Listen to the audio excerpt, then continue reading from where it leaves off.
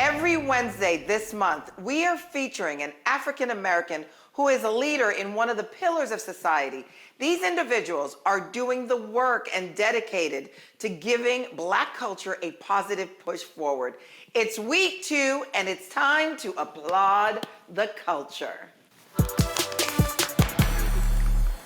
Before we meet this week's guest, let's find out a little more about her. Check this out.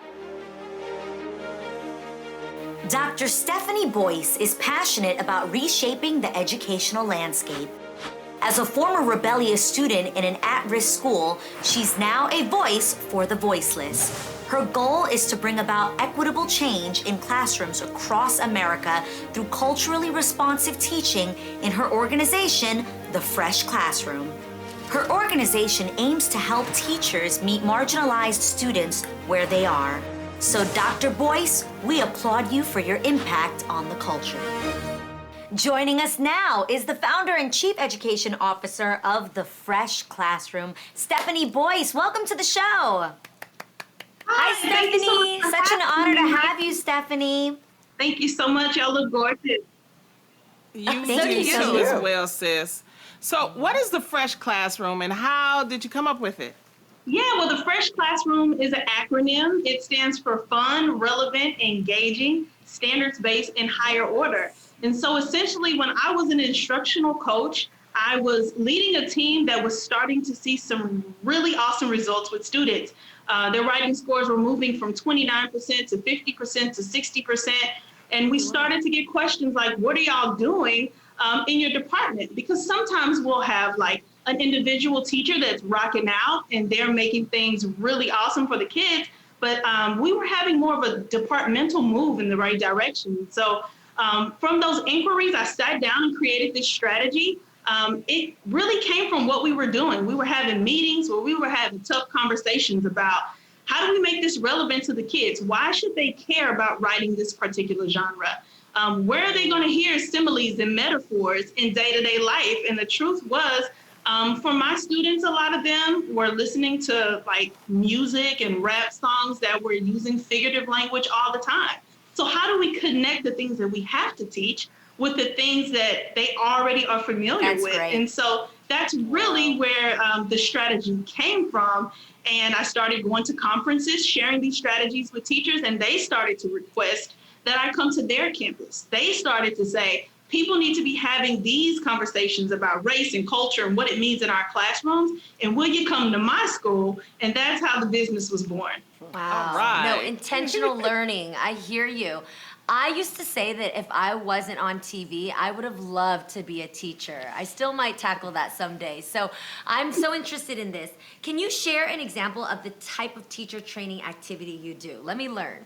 Sure. So in the training, we love to have teachers step into the role of students, because then you kind of get more of an opportunity to see what it feels like in the F.R.E.S.H classroom. And so one of the activities we do, for instance, the teachers start with an article and they all have to read a different section of the article, kind of like a jigsaw. And so it makes you an expert on whatever section of the article you read. So after they've done that, they have to decide as a group, how are they going to create an activity, or I should say, a presentation for the rest of the group so they can digest the information that they've just learned. And you would be surprised. I mean, I've had teachers do all kind of crazy things, from creating raps and songs and poems to skits, masterful pieces of art. Like, they come up with the craziest things when you kind of move back out of the way and give them the reins to just create in whatever way they want to.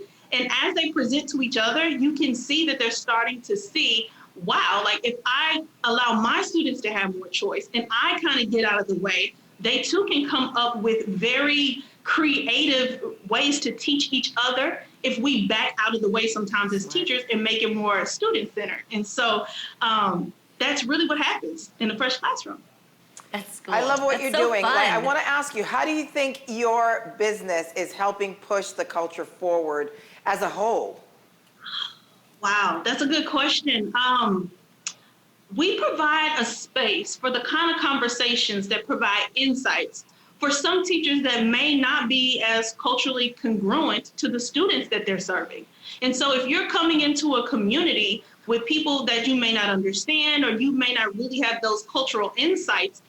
If the expectation is that you're going to teach those kids and connect with them in deep and meaningful ways, we have to put you on, right? We have to give you the game. We can't expect that you understand it automatically. And so that's really the best part about it, because for so long in schools, we've put the achievement gap on students. We've said, why come you can't learn? Why don't y'all get this content? And really, we take a deficit approach to interacting with students. And so it's about ending those deficit ideologies and building teachers' capacity to really understand the cultural capital that students possess. Just because they don't have a lot of resources doesn't mean they're broken and in need of a fixing and any of that. They are rich with cultural capital, and you just have to learn how to tap into it and make it classroom fresh. Yes, Preach! I could hear you into talk that. about this all day. I think what you are saying is so important.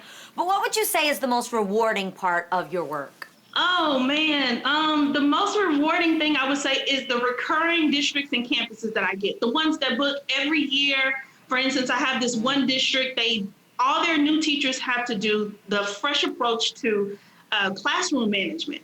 And so they set this precedent. If you're coming into this district, if you're coming onto this campus, this is what is necessary for you to understand. And it's not optional, right? So all the new teachers have to come through that training. And that's really been the brightest part for me, is seeing these people committed to this work, where they say, you're going to come here, but we're going to give you the tools to tap in and understand the culture of our students so that you can be better prepared as a teacher. Not just, okay, you teach math, you know your math content, but do you understand who you're serving here in this school? And we have those courageous conversations.